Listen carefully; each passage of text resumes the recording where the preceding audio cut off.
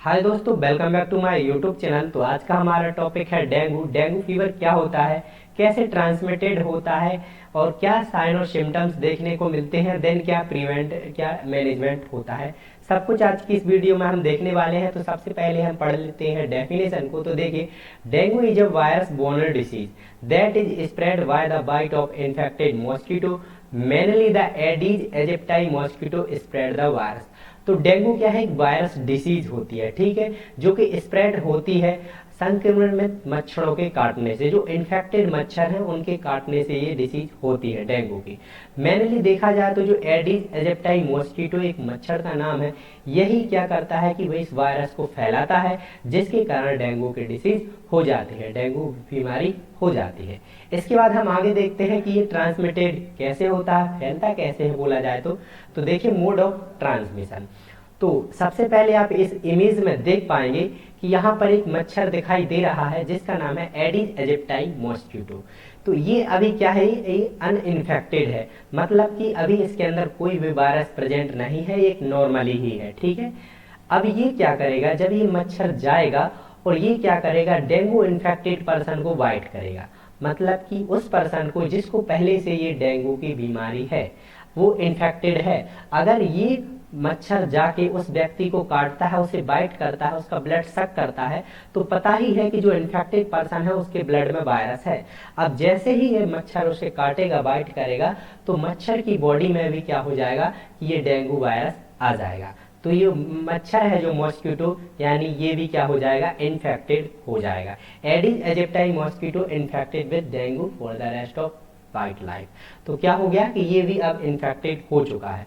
अब जब ये उड़कर जाएगा और ये कि हेल्दी पर्सन को वाइट करता है, जिसे ये बीमारी नहीं है, हेल्दी है, अभी अगर उस पर्सन को वाइट करता है, उसे काटता है, उसका ब्लड सक करता है, तो कहीं ना कहीं ये अपने माउथ से लार्वा के माध्यम से ये वायरस उसकी बॉडी में छोड़ देगा, जिसके कारण नॉर्मल पर्सन को भी क्या हो जाएगा, डेंगू की बीमारी हो जाएगी, डेंगू हो जाएगा। तो कुछ इस प्रकार से ये मोड ऑफ ट्रांसमिशन होता है डेंगू का। चलिए आगे देखते हैं। इसके बाद हम देखते हैं डेंगू कितने टाइप के होते हैं, डेंगू का जो फीवर है वो कितने टाइप का देखा जाता है। तो इसके मेनली 3 टाइप होते हैं। There are 3 type of dengue fever. ये 3 प्रकार से फीवर होता है। फर्स्ट होता है हमारा क्या, क्लासिकल सिंपल डेंगू फीवर, जो कि डेंगू फीवर है ये सिंपल है। इसमें सिंपल साइन और सिम्टम्स हमें देखने को मिलते हैं। सबसे पहले क्या है, sudden onset of high fever with feeling chills. ठंड लगने के साथ अगर अचानक तेज बुखार आता है तो हमें क्या साइन और सिम्टम्स देखने को मिलते हैं, ये फर्स्ट स्टेज होती है डेंगू की। सबसे फर्स्ट हम देखने वाले हैं यहाँ पर, देखिए severe headache, pain in muscles and joint.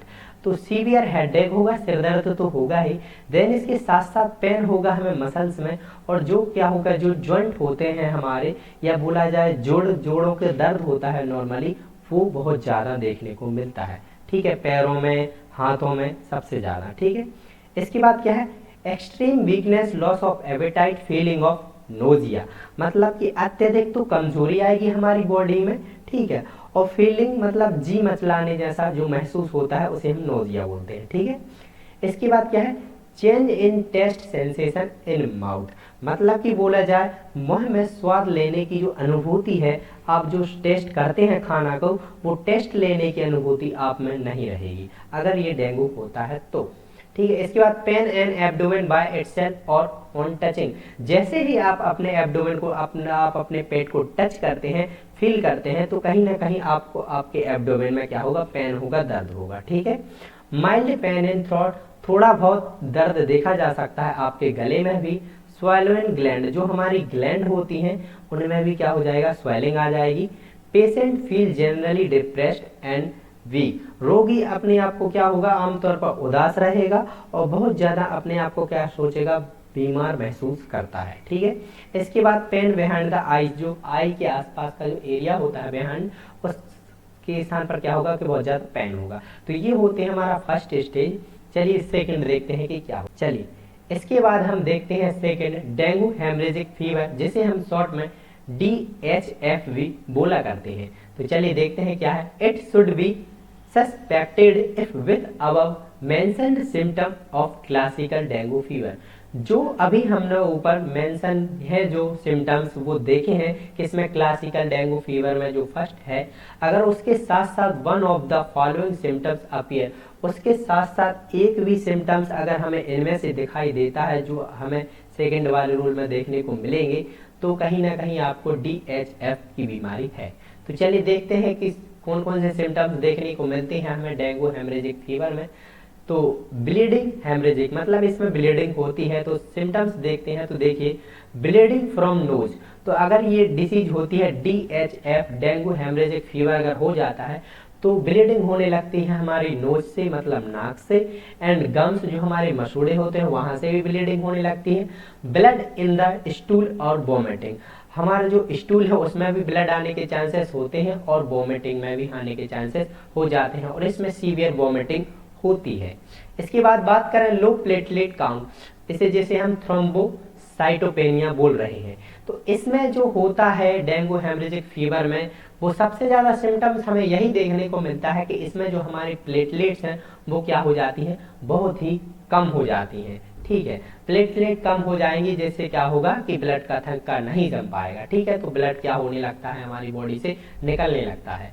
इसके बाद बात करें लीवर इनलार्जमेंट, जो प्लेटलेट जैसे ही काउंट हो मतलब डिक्रीज होती है और ये सिम्टम्स देखने के साथ साथ क्या होता है कि हमें लीवर में भी सिम्टम्स देखने को मिलते हैं। यहाँ पर दिया गया है लीवर इनलार्जमेंट, देन लीवर भी इन्फेक्टेड होने के चांसेस हो जाते हैं। ठीक है, इन्फेक्टेड होता है। इसके बाद rapid and week pulse rate, जो आपकी पल्स रेट है वो तेज भी हो जाती है और कम भी जाती है। ठीक है, तो इस प्रकार से साइन देखने को मिलते हैं हमें डेंगू हेमरेजिक फीवर में, जो कि DHF हम बोला करते हैं। इसके बाद हम समझते हैं डेंगू शॉक सिंड्रोम, जिसे हम DSS नाम से भी जानते हैं। ठीक है, dengue shock syndrome DSS is the most severe form of dengue infection. ये क्या है, मोस्ट है और बहुत ही ज्यादा सीवियर कंडीशन होती है तब ये होता है। ठीक, and can be life threatening, और ये क्या है, एक जानलेवा भी होता है। DSS एक ऐसा डेंगू शॉक सिंड्रोम होता है जो कि बहुत ही ज्यादा जानलेवा होता है अगर ये हो जाता है तो। अब इसमें कौन कौन से सिम्टम्स देखने को मिल सकते हैं, तो देखिए the person is very restless, ठीक है, and the skin feel cold and clammy deposit high fever, व्यक्ति बहुत बेचैन रहता है और तेज बुखार के बावजूद त्वचा ठंडी और चिपचिपी महसूस होती है। ठीक है, एंड इसके बाद बात करें सीवियर एब्डोमेन पेन, बहुत ही ज्यादा जो एब्डोमेन में पेन देखने को मिलता है। The person may be losing consciousness, जो व्यक्ति चेतना को खो देता है, मतलब कि बोला जाए हम बोल सकते हैं कि जो कॉन्शियसनेस है वो उसे लूज करने लगता है। ठीक है, फुल कॉन्शियसनेस में नहीं रहता। ठीक है, इसके बाद इफ, चलिए यहाँ पर अगर हम देखें तो देखिए क्या देखने को मिलता है, तो देखिए if examination pulse rate of patient it is weak and rapid similarity blood pressure will be low, अगर आप एग्जामिनेशन करते हैं पेशेंट की पल्स रेट का तो क्या होती है वो वीक और रैपिड देखने को मिलती है। देन ब्लड प्रेशर क्या होता है कि बहुत ही ज़्यादा लो भी देखने को मिलता है। तो अब देख लेते हैं to prevent dengue fever you can, आप डेंगू फीवर से बचने के लिए क्या क्या उपाय कर सकते हैं, तो यहाँ पर बहुत ही सारे उपाय दिए गए हैं। चलिए हम एक आध को देख लेते हैं। तो सबसे पहले दिया गया है एलिमिनेट मॉस्क्यूटो ब्रीडिंग प्लेस, क्या होता है कि जहाँ पर ये मच्छर मॉस्क्यूटो पनपते हैं आप उस जगह को क्या कर दें, बंद कर दें, खत्म कर दें। जैसे कहीं कहीं होता है कि गंदा पानी जमा होने लगता है, कलेक्ट होने लगता है, तो क्या होता है कि वहाँ पर मच्छर बहुत ज़्यादा आने लगते हैं जिसके कारण बीमारी फैलने का चांसेस बहुत ही ज़्यादा बढ़ जाते हैं। इसलिए आप उस स्थान को खत्म कर दें, वहाँ पर साफ सफाई कर लें। ठीक है, इसके बाद कवर वाटर कंटेनिंग, आप जिसमें पानी रख रहे हैं उसे हमेशा कवर करके रखें, ढक करके रखें, ताकि जो मॉस्किटो है उसमें ना आ पाए। Change small and medium water container regularly, जो छोटे छोटे वाटर कंटेनर होते हैं आप उन्हें चेंज करते रहें अगर आप उसमें पानी रख रहे हैं तो। ठीक है, collect and destroy item that create standing water, क्या होता है कुछ ऐसे आइटम्स होते हैं जिसमें कि क्या होता है कि अगर वाटर उसमें रुक रहा है, पानी रुक रहा है, तो आप उन्हें क्या कर दीजिए, डिस्ट्रॉय कर दीजिए। ठीक है, क्लीन अप द एनवायरनमेंट, जो आपका एनवायरनमेंट है उसे आपको क्लीन रखना बहुत ही इंपॉर्टेंट होता है, क्योंकि जैसे ही आपका एनवायरनमेंट बहुत ही ज़्यादा गंदा होगा, ठीक है, अनहाइजीनिक होगा, तो उससे क्या होगा कि जो डेंगू होते हैं, जो वायरस होता है, मलेरिया होता है, डेंगू होता है, बहुत सारी जो बीमारियां होती हैं वो होने के चांसेस बहुत ज़्यादा बढ़ जाते हैं। तो ये बहुत सारे होते हैं। चलिए आगे देखते हैं हम। इसके बाद हम चलिए देखते हैं डायग्नोस्टिक इवैल्यूएशन क्या होते हैं, कि हम कैसे पता लगा सकते हैं अगर डेंगू होता है तो सबसे पहले यहाँ पर दिया गया है क्लिनिकल इवैल्यूएशन। सबसे पहले क्या है, based on symptoms and physical examination. Based हम इसमें क्या करते हैं, फिजिकल एग्जामिनेशन करते हैं। देखिए बेस्ड ऑन द सिम्टम्स के, कि किस प्रकार से सिम्टम्स देखे जा रहे हैं, ठीक है, उस प्रकार से। तो सबसे पहले हम बात करते हैं लेबोरेटरी टेस्ट में। तो confirmatory test is include serological test, detection of IgM and IgG antibodies. तो क्या होता है कि सबसे जो मोस्टली जो टेस्ट होता है लेबोरेटरी में वो यही होता है, detection of IgM and IgG antibody test. होता क्या है इसमें कि अगर आपके लिए डेंगू फीवर है, डेंगू है, तो इसमें जो आईजीएम एंटीबॉडी है वो क्या होगी, पॉजिटिव निकलेगी, ठीक है, पॉजिटिव होगा, ठीक है। एंड आईजीजी अगर पॉजिटिव निकलता है तो मतलब जो व्यक्ति है वो रिकवर की स्टेज में है, रिकवरी स्टेज में है, ठीक हो रहा है।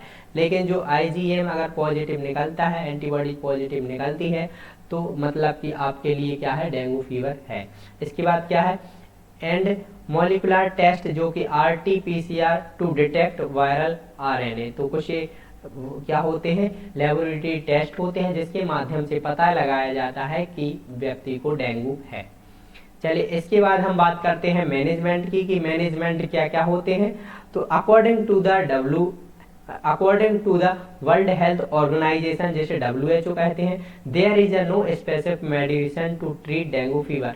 मतलब कि बोला जाए कि कोई भी इसकी स्पेसिफिक मेडिसिन नहीं है जो कि डेंगू फीवर को ट्रीट कर सके। ओनली इसके जो सिम्टम्स देखे जाते हैं हम उन्हें ही ट्रीट करते हैं, उन्हें ही रिड्यूस करते हैं, ठीक।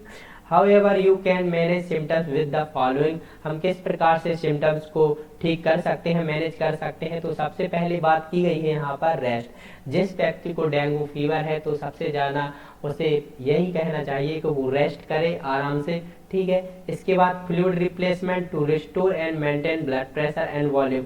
तो फ्लूइड रिप्लेसमेंट में आप क्या कर सकते हैं, एनएस दे सकते हैं, ठीक है, इंट्रावीनसली एनएस चढ़ा सकते हैं, डीएनएस होता है, डेक्स्ट्रोज होते हैं, कुछ ये क्या होते हैं, आईवी सप्लीमेंट आप दे सकते हैं, ठीक है, जो कि जिससे क्या होगा कि ब्लड प्रेशर ठीक होगा, मेंटेन होगा। This is the often manage with the intravenously fluid. Intravenous जो भी फ्लूइड होते हैं वो हम दे सकते हैं, ठीक है। इसके बाद बात करें close monitoring of vital sign, blood count and organ function. तो हमें क्लोजली मॉनिटरिंग करते रहना है, वाइटल साइन पेशेंट का हमेशा लेते रहना है 2 से 3 घंटे में, ठीक है। और क्या होता है, ब्लड काउंट में आपको प्लेटलेट्स मैनुअली ऑब्जर्व करना होता है कि प्लेटलेट पेशेंट की इंक्रीज हो रही है या डिक्रीज हो रही है। एंड ऑर्गन फंक्शन टेस्ट भी देखना है कि जो ऑर्गन है वो तो कहीं अफेक्ट नहीं हुए, ठीक है। इसके बाद टेक एसिटामिनोफेन, जिसमें कि पैरासीटामोल दे सकते हैं हम, ताकि जो पेन है वो कम हो सके, for the pain. And avoid non steroidal anti inflammatory drug like, जैसे आइबुप्रोफेन एंड एस्पिरिन, जो क्या होती है, मेडिसिन होती है, हमें इन्हें अवॉइड करना है, नहीं देना है, ठीक है। कुछ इस प्रकार से मैनेजमेंट होता है डेंगू का। तो thank you for watching my video. अगर वीडियो समझ में आई होगी तो हमारे चैनल को लाइक एंड सब्सक्राइब जरूर करें। Thank you.